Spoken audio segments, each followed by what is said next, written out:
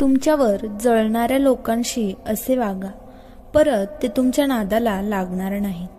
फक्त या गोष्टी लक्षात ठेवा. तुमची प्रगती अशा लोकांना अजिबात बघवत नसते. त्यामुळे ते वेगवेगळ्या मार्गाने तुम्हाला त्रास देण्याचा, विचलित करण्याचा प्रयत्न करत असतात. तुम्ही तुमच्या ध्येयापासून विस्कळीत कसे व्हाल आणि तुम्हाला जास्तीत जास्त मानसिक त्रास कसा होईल याच्याकडे त्यांचं लक्ष असतं आणि अत्यंत चातुरपणे तुम्ही त्यांच्या टार्गेटवर असता आणि असं वागण्यासाठी त्यांच्याकडे भरपूर रिकामा वेळ असतो. त्याचमुळे अशा वेळी तुम्ही शांत राहा, काहीच रिॲक्ट करू नका आणि स्वतःला अजिबात विचलित करू नका.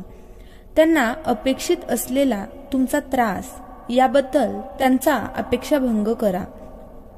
नंतर तुम्हालाच कळून चुकेल की तुम्ही अस्वस्थ व्हावं म्हणून त्यांनी स्वतःला सेफ ठेवून तुमच्या मार्गांमध्ये अनेक विस्कळीत भिंती उभा केलेल्या होत्या.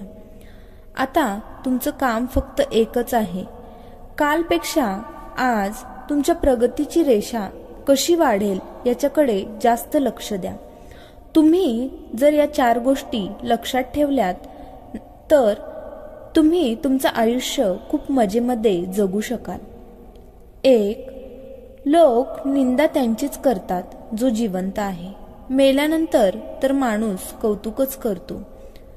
तुमची जर कोणी निंदा करत असेल तर तो जीवनाचा भागच आहे.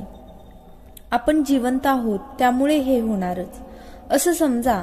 फार लक्ष देऊ नका आणि आपलं कर्म आनंदाने करत राहा. 2. दुःखाचा विचार केला तर डोळ्यांना समोर असलेलं सुख सुद्धा दिसत नाही, कारण तुम्ही जे आत बीज पेरता त्याचंच फळ तुम्हाला बाहेर मिळतं. त्यामुळे दुःखाचा विचार करत बसण्यापेक्षा आता तुम्हाला दुःखातून बाहेर पडण्यासाठी पुढे काय करायचं आहे याचा विचार करा, म्हणजे तुमचं जगणं सोपं होईल. 3. फार हुशार माणूस प्रश्न निर्माण करतो आणि त्या प्रश्नांतच आयुष्यभर अडकून राहतो. साधा सुद्धा समजूतदार माणूस कुठल्याच प्रश्नात न अडकता एक एक क्षण आनंदाने जगतो. तेव्हा अतिहुशारी आणि अतिप्रश्न निर्माण करण्याऐवजी जे समोर आलेलं आहे त्याला स्वीकारा, जे गेलेलं आहे त्याला सोडून द्या. 4. कोणतीही गोष्ट डिलीट करताना एका क्षणामध्ये डिलीट होते, पण डाउनलोड करताना मात्र त्याला वेळ लागतो. तोडणं फार सोपं असतं, पण त्याउलट जोडणं खूप अवघड असतं. तेव्हा नातं तोडताना विचार करा.